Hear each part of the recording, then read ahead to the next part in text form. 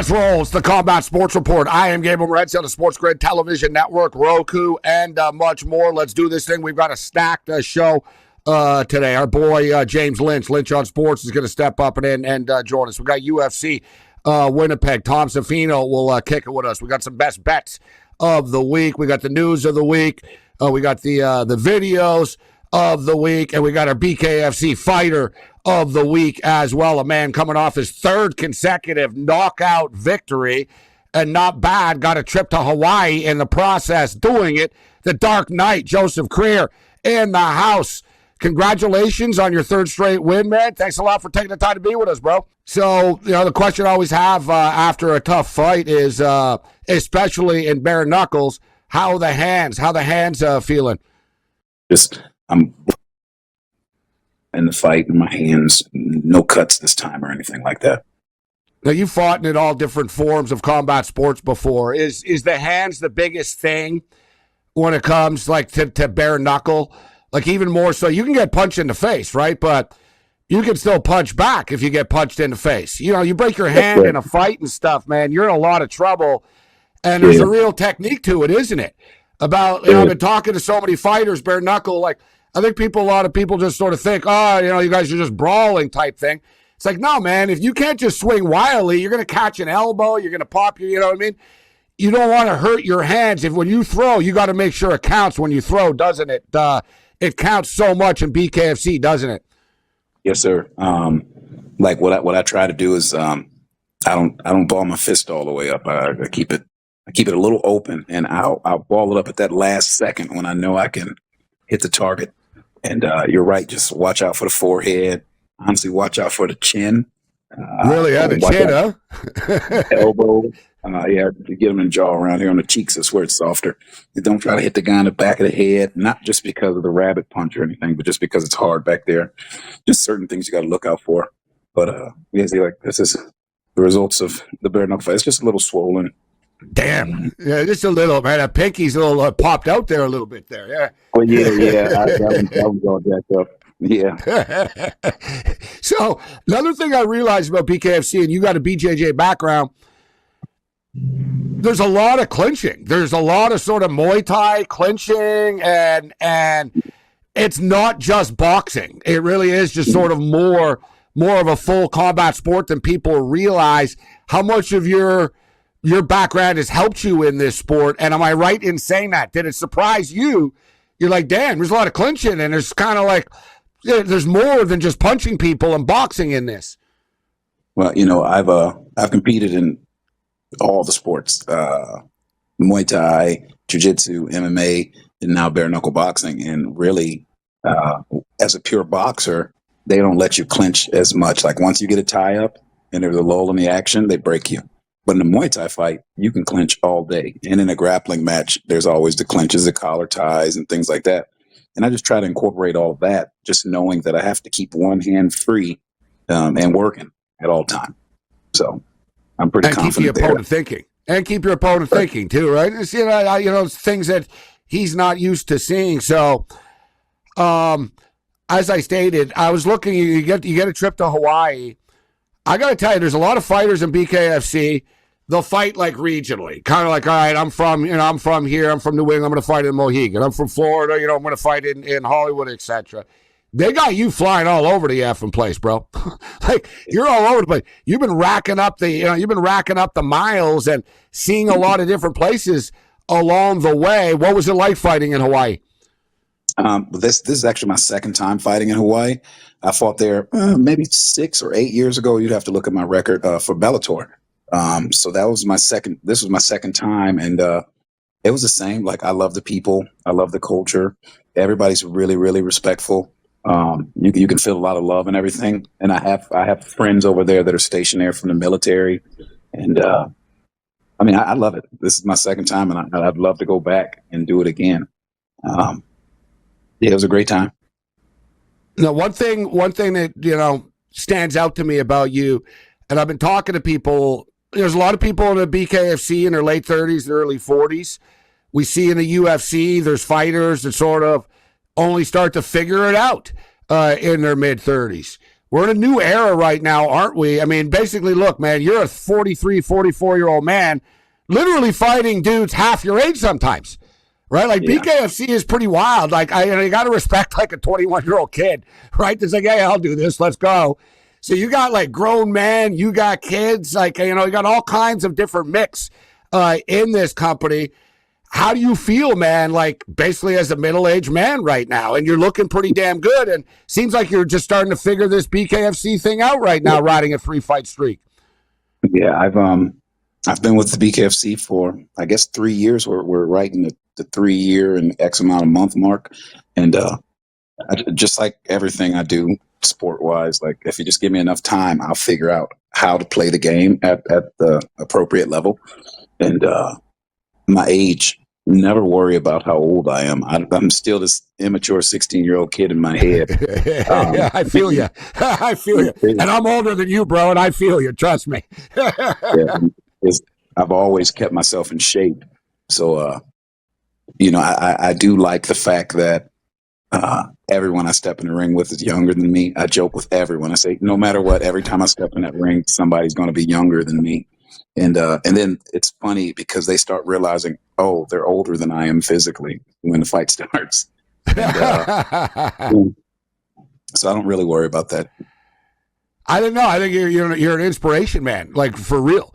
To show people, listen, you can keep on rocking. And listen, you're not like an old man. I'm not portraying it in that sense, but I just loved it. I'm like, man, you're fighting something's like 21, 22.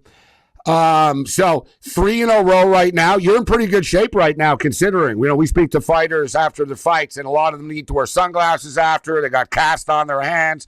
So you look pretty good. Your hands aren't bad right now.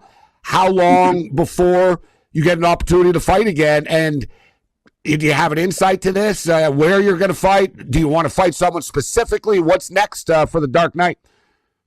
Well, right now I'm really politicking to try to fight July 3rd on that Philly card, just because that was the day that my boxing coach passed away. So for me, it'd feel good for me to fight on the July 3rd card. And yeah. I really don't call people out. It's not a call out thing, because I don't like sounding like an asshole or anything like that. I've always, whoever they say, I get these offers, they say, hey, we want you to fight this guy on this date. I'm not going to say no. Whoever they put in front of me, I'll always take. But if I had to try to encourage a fight, I would like to fight Lorenzo Hunt for the light heavyweight title. Respectfully, I'm not saying, oh, I'll kick your ass or anything. It's just I would love to fight Lorenzo Hunt for the light heavyweight title. So I got to do whatever I have to do to ensure that comes to fruition. All you can do is handle your business, right? Handle one fight at a time. Keep winning. And keep climbing the ladder, man. Before we get you out of here, let's talk about your gym. How's the gym going? Because I know you put your blood, sweat, and tears into this thing. Yeah, the gym's my whole life. It's doing fine. When I get there tonight, I'm sure it's going to be everybody's going to show up at the gym just so they can say, "Oh, you guys fought this weekend. Congratulations and stuff." So, yeah, the gym's doing fine, and I'm just blessed because it continues to grow. That's like my second child, like I said once before. I've got my daughter and I've got my gym, and they were born around the same time. So they're growing. Awesome stuff, Joe. Congratulations on the win. We hope to see you on that July 3rd fight. We'll campaign for it ourselves. Going to be an epic card in Philadelphia, like it always is. Congratulations on the win. Thanks a lot for taking the time to be with us, and thanks for your patience behind the scenes as well. He was more than gracious as he was waiting to come on the show. Thanks for the time, my man. Thank you. You have a good day. There's Joseph the Dark Knight Creer with us. The Combat Sports Report continues on the SportsGrid Television Network. Bring it.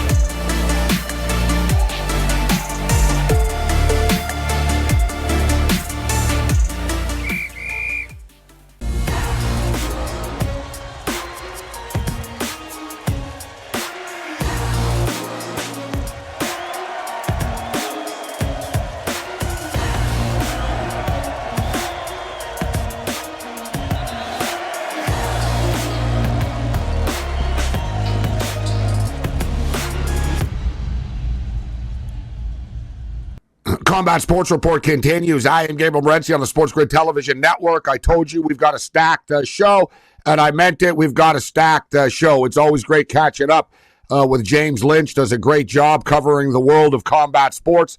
Lynch on Sports in the house with us. James, it's always a pleasure, my man. Thanks a lot for taking the time to be with us. How you doing? Likewise, Gabe. Always love doing your show. Love talking fights with you. Excited for this card on Saturday. I actually legitimately am excited for the card on Saturday, and I was excited for the card last Saturday in Miami as well. And there's a lot of headhunters out there right now, James, right? I mean, listen, the mixed martial arts world, the UFC is still a young league when you look at the big picture, right? Like from the birth of it, and like, let's just say like a quarter of a century in right now, we're in this new era in which a lot of people, the UFC's not as popular as it used to be. I don't like it. I don't watch. I don't know who the fighters are. And I remember hearing this like 10, 15 years ago and stuff, but to me, it's still the same. It's like, and I said last week on the show, I said, I think it's more of a Dana White thing. People are tired of Dana White. They don't like Dana White. If Dana White wasn't there, I think people would look more favorably upon the UFC, because in reality, you know what? And I say this as someone that calls it out for what it is. They're putting on some pretty good cards on a weekly basis right now. So I don't know what people are complaining about, right? They bitch about the White House card. What do you want? You got Topuria and Gaethje. Like, seriously, what do you expect? The Miami card was stacked, and I saw like a lot of stories out there. Oh, they had a lower gate, their lowest gate in Miami. Yeah, it was still $7 million or whatever it was. And they don't even care about gates. So I say this as someone that's far from known as a UFC cheerleader, James. I've been excited for the fights, and I'm looking forward to this card this weekend. Yeah, it's going to be good. And we should mention, I think the low gate on 327, from people I talked to that actually went to the event, the ticket prices were insane. And so people are like, look, I don't have the money to go. And that's one thing that I think has been a problem with a lot of these, events of people attending. So that makes more sense with that. But I like this weekend's card. If you're a Canadian fight fan, you've got pretty much everyone in here. There's so many good stories. They signed a couple guys to the UFC, and Julian LeBlanc and Jamie Siraj. Like, there's a lot of feel-good stories on this event. I realize outside of Canada, this might not be the most appealing card to the average fight fan, but if you live in Canada, if you're familiar with the Canadian MMA scene, this is a really fun card. I think it's great to see Mike Malott get an opportunity like this as a main event on this card, and I'm really excited for it on Saturday. So the Canadian fight scene used to be one of the premier fight scenes, and it was, listen, there's only one place where they filled up a stadium in UFC history, and it was in Toronto, right? So, but it was kind of carried by GSP, and then you had Rory, who was just so damn good and so much fun, and there were a bunch of other Canadian fighters. But let me ask you now, James, is there a buzz at TriStar again right now? I mean, dare I say, Zahabi's fight against O'Malley is the biggest fight that a Canadian has been in years. And now you got Malott, who's headlining a card. I mean, and so is Malott. It's sort of two parts of this. You speak to a lot of people. Is there a buzz around TriStar right now? And I want to get to Nalo as well. So you got Mandel and Nalo fighting on this card. But seems to me that, you know what? Little buzz at TriStar right now. There's an energy there. We see them, training for O'Malley with the wigs, and Zahabi's bringing it every day. You got a bunch of other fighters there. They got fights coming on. A little bit of a buzz with TriStar again.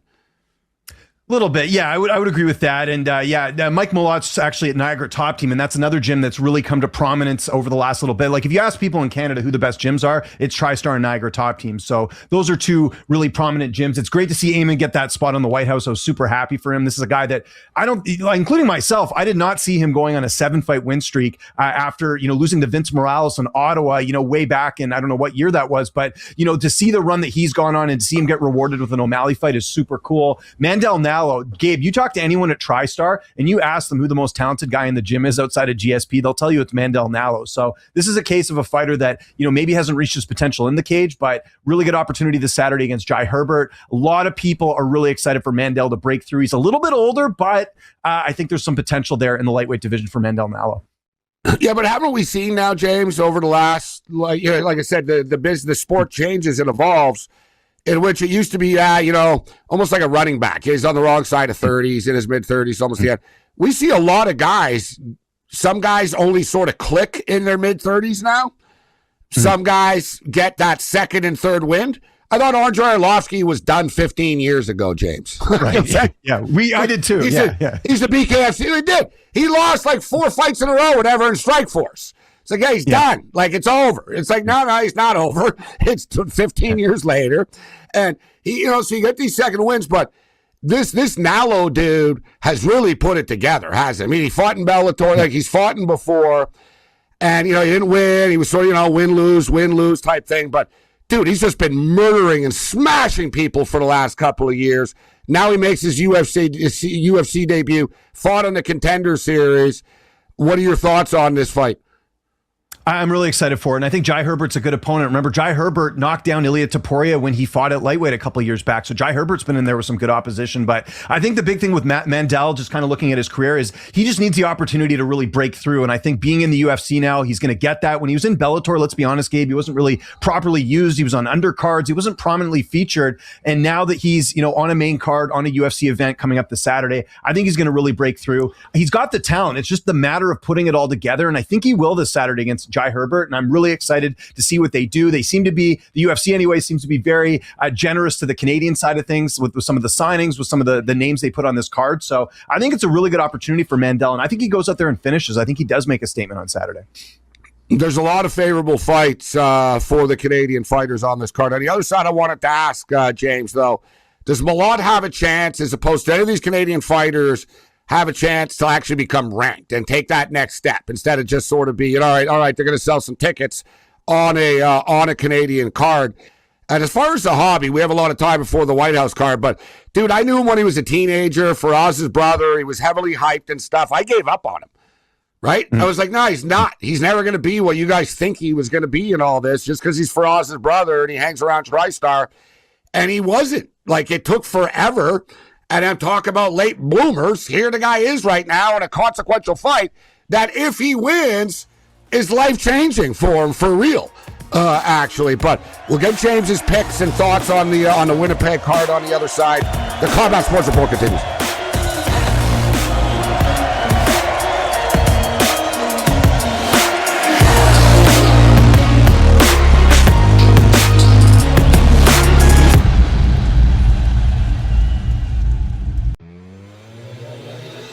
Team feels slow, it feels old, it feels uninteresting. It just kind of feels like a lot of guys who are quality ball players, some big contracts, but are just like lethargic when they're out there. Like Manny Machado moves in slow motion, so does Nick Castellanos, so does Xander Bogaerts, so do a lot of these players in this lineup. And I might be piling on a little bit too deep, but this was supposed to be a contender for a World Series. In-game live, only on SportsGrid. You build teams in the second, third, and fourth round, right, Donnie? Yeah. That's where you build. That's where you get the depth. That's where you build the team. So teams looking for draft capital very much could be alive and well in this draft coming up, because there's just nobody to mortgage the future for, because you need your franchise guy. They're just not in this draft. The early line, only on SportsGrid.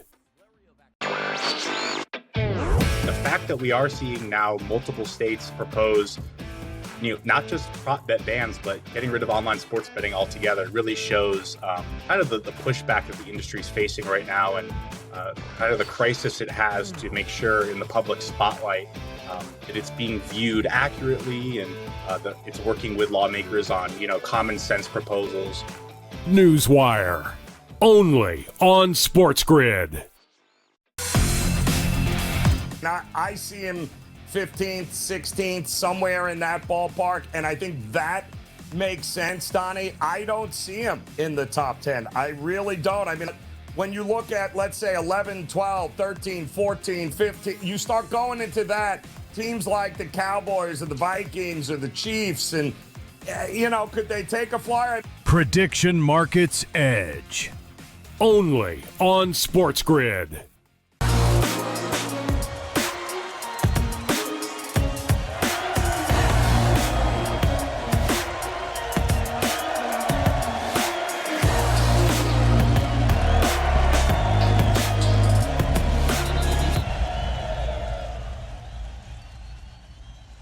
Combat Sports Report continues. I am Gabe Morency. We're kicking it with James Lynch, Lynch on Sports. So let's talk about the main eventer here. And as you stated, I mean, I got to believe that you've spoken to Mike Malott like a lot over the years. As nobody, James doesn't just speak to, when you're a star. He speaks to like people on the regional scene all the way up. So as you stated, nice to see him, get a main event shot right now. And he gets a big name fighter in Gilbert Burns, obviously, who is coming in on a 4-fight losing streak, but is still a name fighter. And as I was talking about, can he take that next step from being, all right, a guy that can, that they can count on and put on a Canadian card to becoming a legitimate contender and a ranked fighter. And he wins this fight, and that'll start to happen, won't it?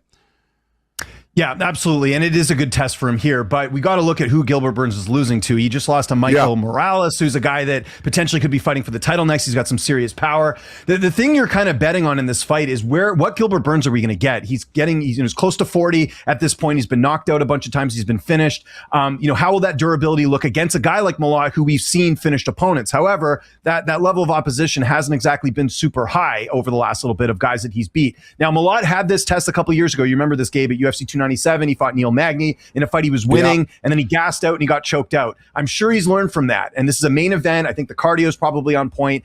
I am leaning Malott here. I think he's somewhere upwards of minus 600 in this fight. I think that's way too steep. Way too high. Yeah, the line is crazy now. Yeah. No. I don't think he's worth that much. I think Burns is going to put up a better fight than people think. My question is the durability. We're getting a guy that, like I said, hasn't won a fight in a number of years. I think with Malott, he's got to be really aggressive early. He's got to go out there and try and take him out. And if you can't, then play it a bit safe later in the rounds, because this is a guy that is a decorated jiu-jitsu fighter. If Malott does tire out and it goes to the ground, Gilbert Burns has got some sick jiu-jitsu there. I don't think Burns would knock him out, but I think Malott's got to be careful on the ground here. But I think Malott will go out there and get an early finish, and I think he will get into the rankings because Burns is ranked. It's sort of that one thing that Malott has been missing on his resume is fighting that ranked opponent. I think Malott goes out there, gets the finish, and moves towards where he was before the Magny fight. I think he can do that here on Saturday. So there's a couple of fighters, there's a few dudes on this card and women on the card that were on the Vancouver card, right? So the cycle sort of continues. Yeah. And Judas Vicious, she was on a roll, man. So she was sort of rolling along, but Furiot's just a badass. So it is what it is. How do you think she responds off of that loss? And one of a fighter I've always been a big fan of, and it looks like the new weight class is fits him well, is Jourdain, Charles Jourdain. And I've always been a big fan of his, actually. I like betting on him. I maintain I'm still bothered years later by that time he got screwed in New Jersey or New York, wherever it was, against Burgess. He won that fight. But I digress. I had a big bet on that. But he's an entertaining fighter, always looking for a finish. Taking on Kyler Phillips, I hear. That's another fun fight on this card I'm looking forward to. Yeah, we'll start with Jasmine. I think she wins this fight. I think this was by design, her fighting Carney Silva, who hasn't had a lot of success in the UFC. Jasmine's boxing and wrestling, I think, is going to be too much. She'll probably end up winning a decision here. With Charles Jourdain, I think he's got a tougher fight ahead. I know Kyler Phillips is on a bit of a skid right now. He's at the MMA lab, though. He trains with some really good fighters, including Mario Batista. And you just look at some of the names that have been through that gym. Kyler's, he's had a bit of a misstep here, but I don't think he's an easy guy to take out. And you saw Jourdain's last fight. He was able to finish Davey Grant pretty early in that one. I don't think that's going to be the case here against Kyler Phillips. I actually like the fight goes the distance here. I think we could see a decision here for Charles Jourdain, just because we're dealing with a guy in Kyler Phillips who's extremely durable. So I think Jourdain does get it done, but be a little bit careful about this fight because I think Phillips does have the tools to pull off the upset as well. Yeah, it does feel like an over 2.5, as does Burns and Malott, actually, and you got a total of 2.5. I wouldn't be running to the window to be betting under 2.5 in the Nalo fight, though, which is, incidentally, it is 2.5. Jasmine is 2.5 as well. All right, we've only got a minute left here, James. Is there a fight that we didn't bring up on this card you're looking forward to, or a storyline that you're following? Well, how about I give you an underdog? Thiago Moises is an underdog against Gage Young. I don't get it, Gabe. I understand he's been finished in the last couple fights, but the opposition of who these two have fought is completely different. I think Moises, with his experience, he's training at the Fighting Nerds now with John Silva and those guys over there. I think he goes out there and gets a win here. I think it's too soon for Gage Young. Thiago Moises as a dog is someone I'm keeping an eye on. Awesome. James, where can people find your work online?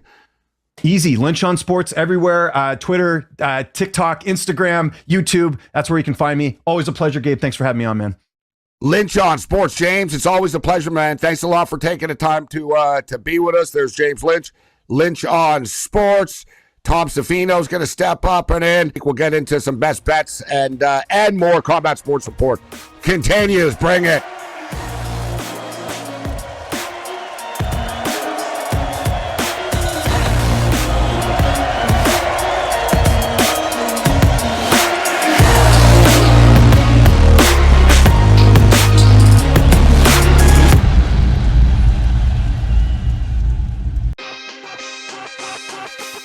There are guys you know are great.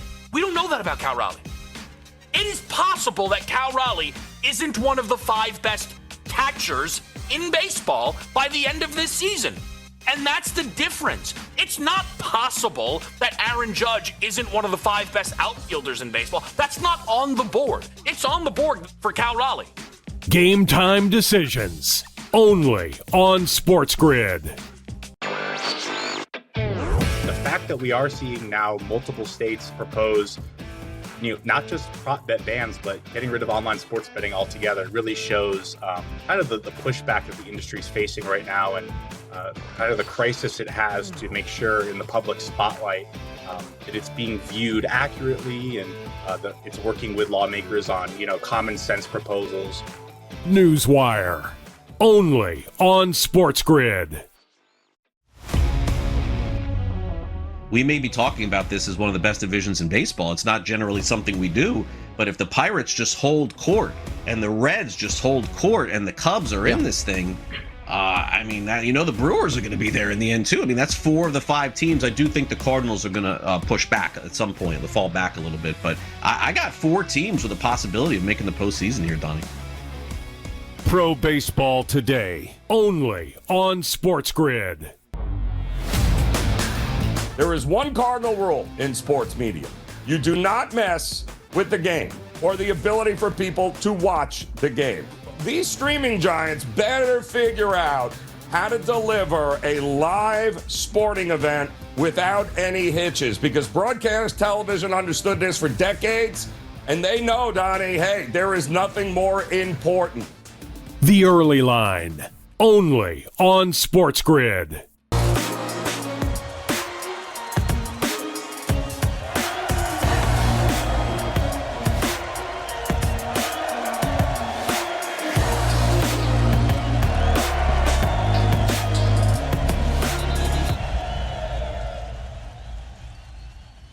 The Combat Sports Report continues. Thanks to James Lynch for kicking it with us on the program, talking UFC Winnipeg. We'll get to some best bets for this weekend's card.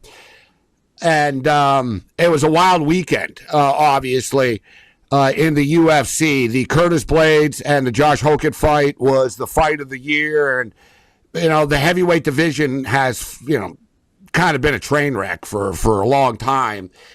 Yeah, that was just as good of a fight in any weight class as you're going to get. But it was nice to see an old school heavyweight tilt like that I thought was closer than sort of it was, that was perceived. But, the judges kind of got it right, 29-28, 29-28. But also, I don't know, how much of a shot did Curtis Blades have when basically they made a Josh Hokett White House fight middle of the fight that was going on. But that's another story. But wild fight, great stuff.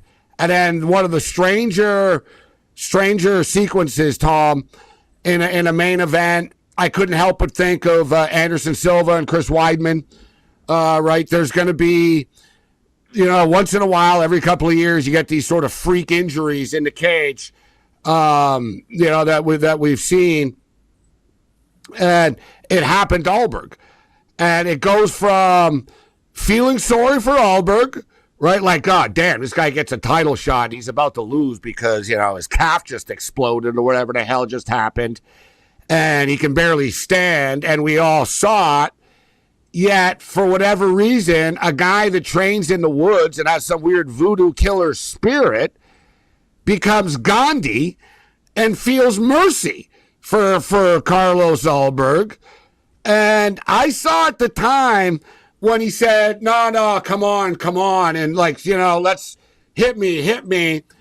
I was like, what are you like? Well, you're trying to give him a fair fight, so to speak now, because like he's wounded, instead of being the smart fighter and saying, well, I didn't suffer any damage. I'm going to be the champion, and I'm just going to kick the crap out of his leg 10 times in a row, and they'll probably stop the fight, or his corner's going to throw the towel in, and he ends up getting knocked out.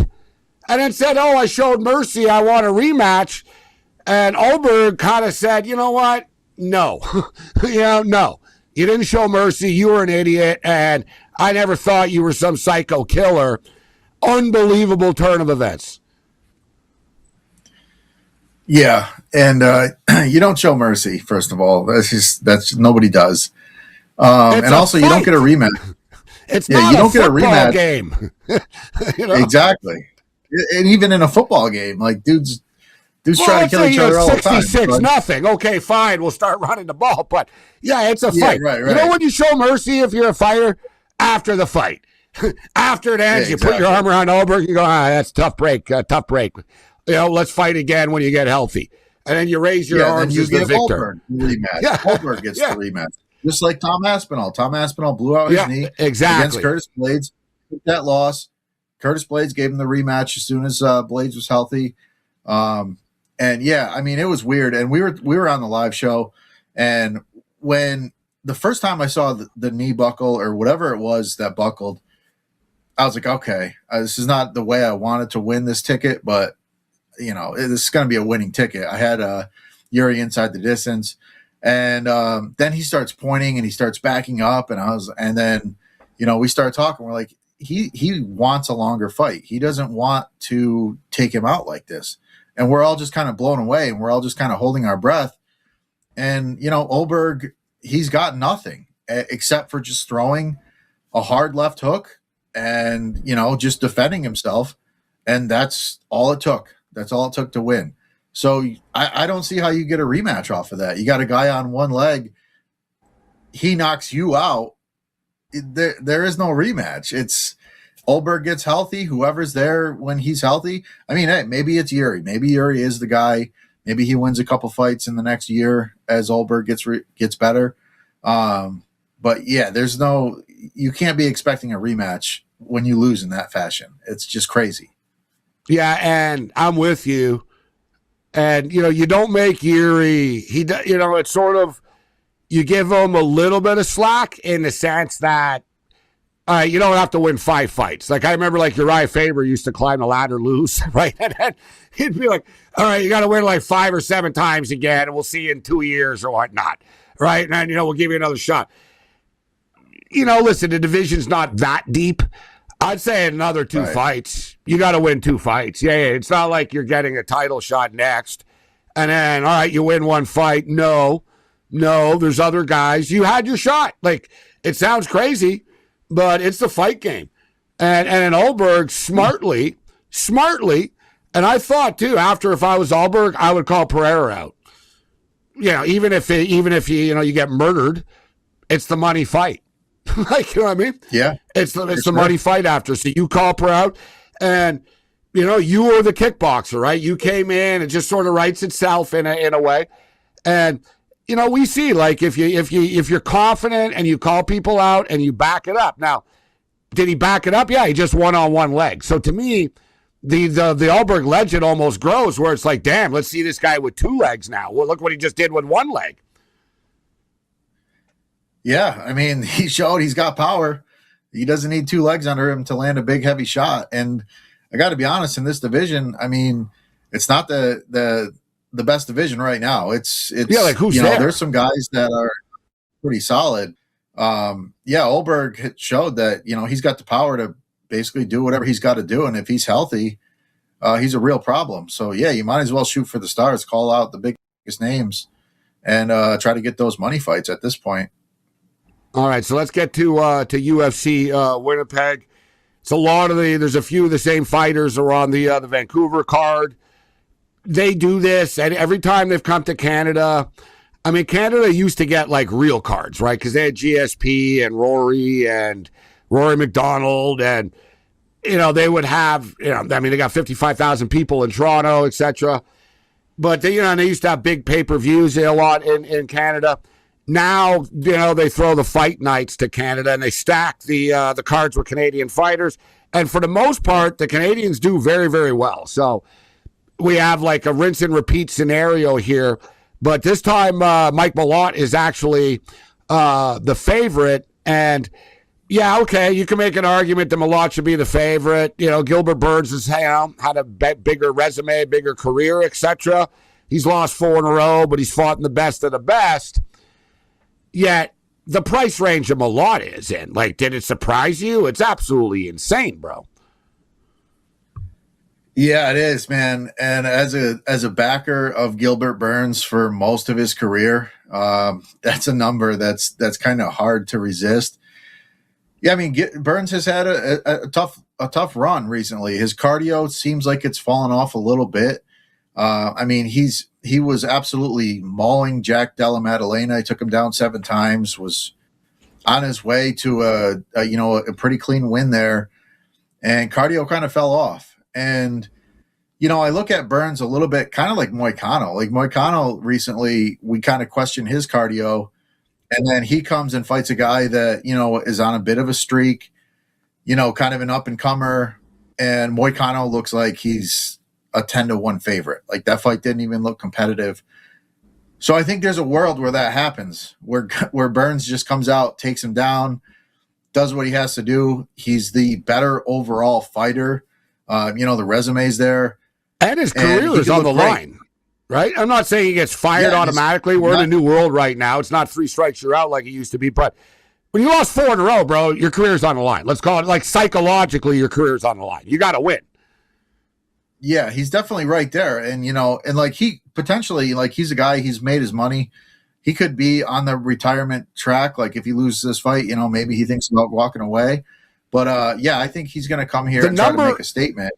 The number is starting to come down a little bit. Malott was in like the 500 range. Now it's minus 330. More with Tom on the other side. Combat Sports Report.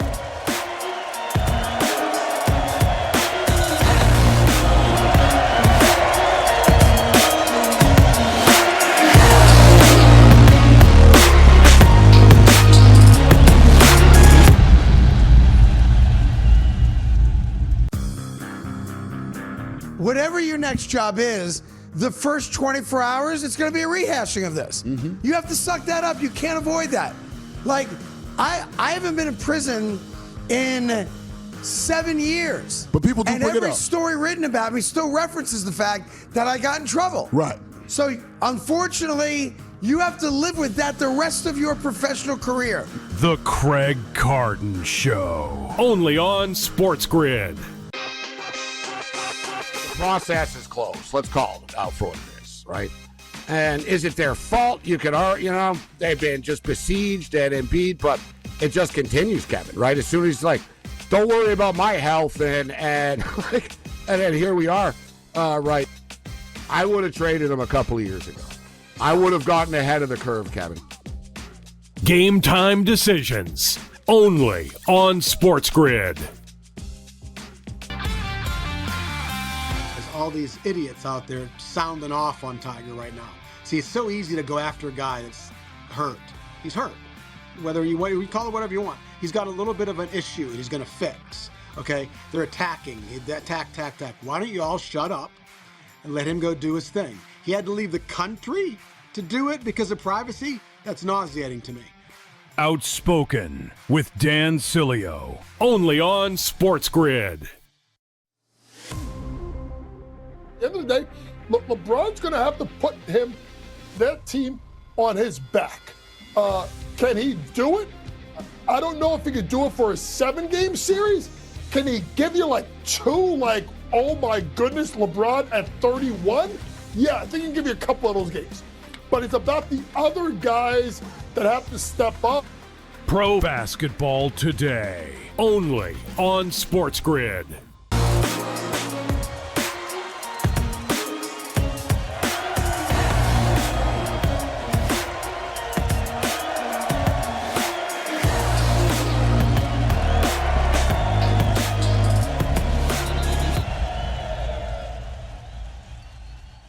Combat Sports Report continues. All right, let's get to some best bets here. So as I was saying, Malott was like a big time favorite at some books earlier in the week, like minus 560 and minus this and that. Seeing some minus 330s right now. I think people realize, yeah, that's just ridiculously high against a fighter of Gilbert Burns' pedigree. Listen, Malott's been good, but one thing, Tom, with Malott is all of his fights are in Canada all the time, right? And for the most part, like I said, they kind of set it up. They throw the Canadian fighters a bone where they, you should, we're going to give you a winnable fight, right? A fight you should win. So the only fight he lost was to Neil Magny, and he was winning the fight, and he hit the wall in the third round. But it's just, that's a ridiculously high price. I think Malott is going to win the fight, guys, but it's a high price. I like the over 2.5, Tom. I'm going to pull the trigger with the over 2.5. Yeah, I actually was thinking the same. I do think this fight goes over. And also, if you like Malott and you don't want to pay that price tag, give it a round. Give it 2 rounds. Gilbert Burns could come out and absolutely dominate him for 2 rounds. And if we get the same Gilbert Burns that doesn't have the cardio that we've known from him, and he kind of fades, which, is what we have seen recently, you can get a much better price on Mike Malott. So I kind of like this fight from a live perspective. I don't mind taking a shot on Burns, because I think if Burns can kind of, turn back the clock a little bit, kind of like what we saw with Moicano. Malott has not been beating the best guys in the division. He's been beating, some lower level guys, but I think this fight goes a little longer. I do think Malott, we have seen him fade in the past, but I think that's more of a learning experience for him. I think his cardio probably will get better and better as time goes on. So I think if this becomes a cardio fight, I think Malott probably has the advantage. And Burns is an older guy. He's had a lot of wear and tear. He's fought a lot of the best guys that we've seen over the past 10, 15 years. So I could see Burns kind of fading down the stretch. But yeah, I like the over 2.5. I think the over 2.5 is definitely a good look. And if you want to bet Malott, but you don't want to pay the price, give it a round and see, maybe Burns takes him down and grounds him for a full 5 minutes. And all of a sudden you get close to a pick'em price, and, maybe even better depending on how that first round goes. So yeah, I think this is a good fight to look at live. I do like the over 2.5 here, guys. I don't like to get too technical and stuff because it's a fight, and breakdowns are always stupid because you never know what's going to happen, and fighters will even tell you that. But with that being stated, Malott is going to be smart early. He could get subbed, right? What's the way he could lose, right? So, he doesn't want to end up on the ground. He's going to want to just sort of wear Burns out, and as the fight goes on, just sort of start to rack up some points and stuff. So I think Malott will be cautious early. And I think Burns will be looking more to be the more aggressive guy. He's lost 4 in a row. I think he'll be looking for I think he'll be the more aggressive fighter early. And I think it goes on. I think Malott gets a decision. But I do like the over 2.5. But let's move on. A fighter I've always been a fan of, Jourdain. So you got Charles Jourdain. Now in the bantamweight, he's coming off of 2 wins. He beat Henry. He beat Davey Grant. He's an entertaining fighter, this dude. And unlike I'm not taking it away from Mike Malott or some of the Canadian fighters, but a lot of them only fight in Canada, it seems, right? They get thrown on the Canadian card like twice a year, and that's that. Charles has been around. He's fought in New York at MSG or in Jersey, etc. He was on the ABC card. He's been on, the Vegas cards. Charles Jourdain has been on various different cards, now fighting on his home turf. And you and I talked about it. Canada kind of does matter, Tom. I don't really think much about where the fight is and where people are from and all that type of stuff, but the Canadians get into it, bro. Right? They do. Mm-hmm. And the UFC throws them a bone. And the Vancouver card a couple of years ago, bro, the Canadian fighters went 6-0.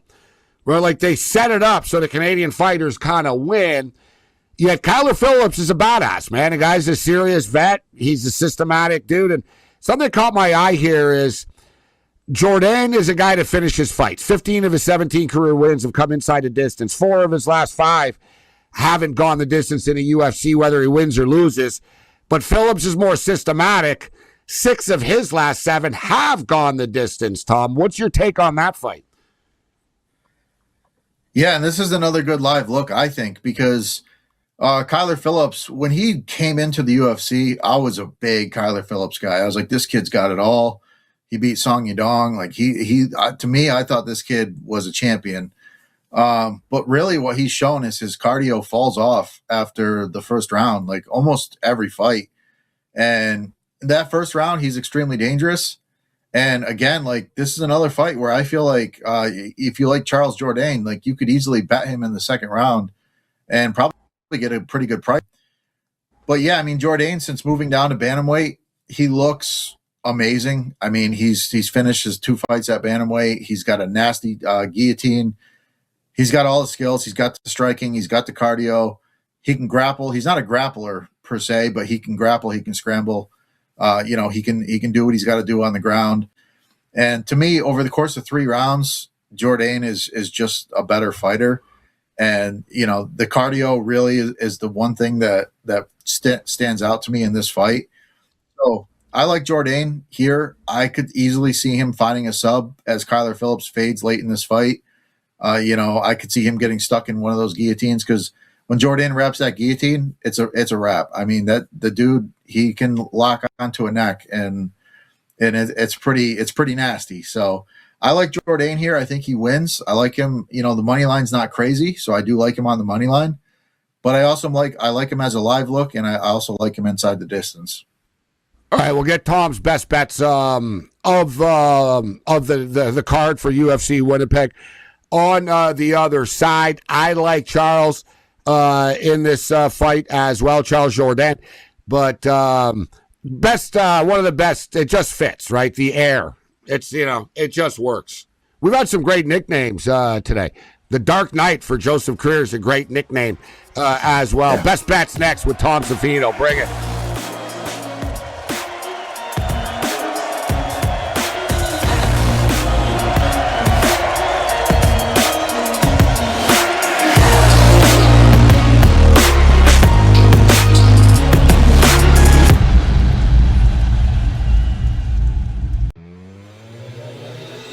Team feels slow, it feels old, it feels uninteresting.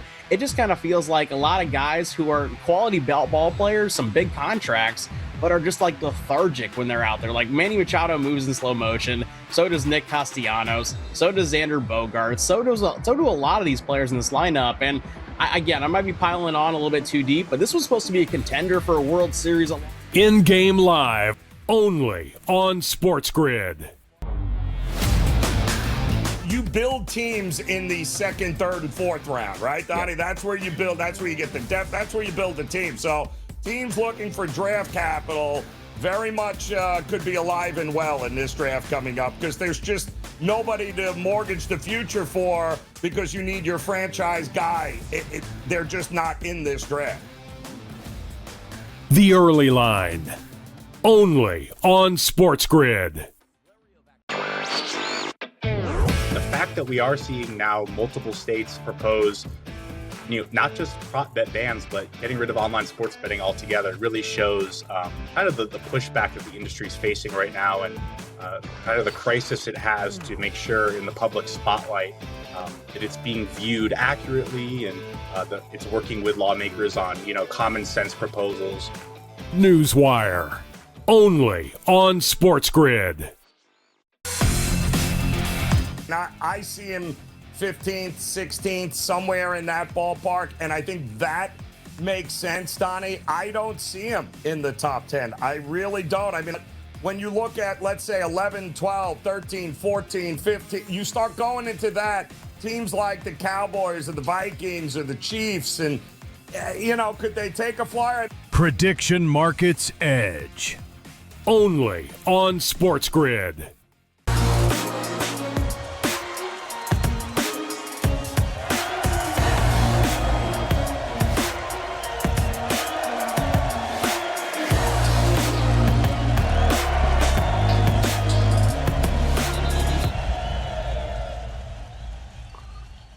All right, we're to the final round here. You know, we're going to save our videos of the week for next week, so we'll be stacked as far as the videos are concerned. I'd rather get to some best bets than some videos. We do have some cool ones, but next week it'll be even better.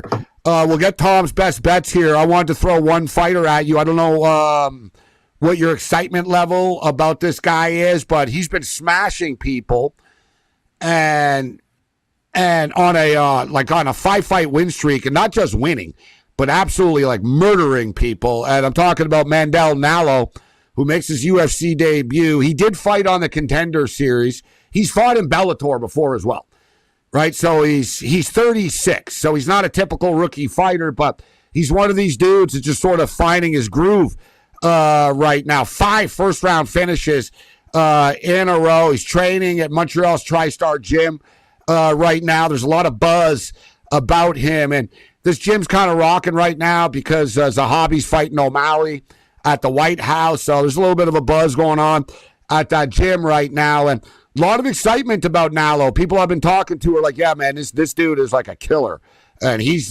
locked in right now. Looks like the betting market is starting to figure it out, and I think he's going to close about a 2-1 favorite. I don't think it goes down. I think it goes up. Yeah, the dude looks like an absolute killer. He's fighting Jai Herbert, who, you know, back in the day, Cage Warriors, and he had some moments in the UFC. I mean, he rocked Ilia Topuria, which is they like threw this guy to the wolves. Yeah, he was the Cage Warriors champion, guys. He fought for Trinaldo, Moicano, Topuria. That's tough. Yeah, he hasn't had an easy run, but you know, you talk about Nalo being 36. Jai Herbert's 37. You know, Jai Herbert's an older guy. Last few fights, he's kind of, you know, he's not exactly the killer that we kind of once knew he was back, 5 or 6 years ago. Kind of looking to skate around the outside, kind of looking to point fight. And Nalo is not going to do that. He's coming in here, and of course, he's making his UFC debut at 36 years old, so he's trying to make a statement. And he's a very Canadian in Canada too. He's going to be fired up for this. Yeah, coming out of TriStar. To me, this fight matches up really well for him. The aggressive guy. He's got explosive knees. I mean, I think it was his last finish or 2 fights ago, finished with basically a knee up the middle. He's a dangerous striker. He's very good. Herbert is a good fighter. He's had a bit of a tough run. He's fought a lot of the best, and you kind of feel for the guy. But I feel like at this point in his career, he's not as explosive as he used to be. He's taking that damage, and I think Nalo comes in. Nalo has never been to the scorecards. I'm almost certain he's won every fight, either inside the distance or the couple fights that he's lost, he's been finished. So I expect this fight probably to be a finish, and I think Nalo probably finds a finish, probably a TKO finish. We had James Lynch on earlier, Lynch on Sports, who does a great job covering mixed martial arts. And I asked him, I said, what's a fight you're looking forward to on the card to watching? And he goes, yeah, never mind just watching. He goes, but for betting, he goes, I'll give you a pick who I think is going to win. And he goes, I'll throw you an underdog, Thiago Moises, plus 110. That was James Lynch earlier. And Tom, you agree with James. You're looking at this fight as well. Yeah, I do like Moises. To me, this feels like a levels fight. I mean, we kind of talked about it in the main event. Obviously, with Gilbert Burns, he's fought at the higher level. But to me, Moises has fought, the losses that he's taken have been to pretty much the top guys in this division. He's got nasty leg kicks. Gage Young does not check leg kicks well. He's got extremely good grappling. His submission game is very good. I think Moises, just as an overall skill set, I think Moises is a really good underdog in this spot. He's a slight dog here, but we're talking about levels, and I think he's a couple levels above Gage Young, where Gage Young's at this point. So yeah, I love Moises in this spot as a dog. We got about 20 seconds, 30 seconds. Any other fights you're looking at here? Yeah, I mean, there's a few. The one fight, the first fight on the card actually is interesting to me. Jamie Sarai is, making his UFC debut. He's got extremely good submissions, And I feel like this is a spot where he's going to find the back against Giannis. And his submission's plus 210 right now. I think Sarai by submission plus 210. Not a bad way to start the night. Tom Zeffino. Great stuff, Tom. Thanks to all of our guests this evening. The Combat Sports Report. Bring it.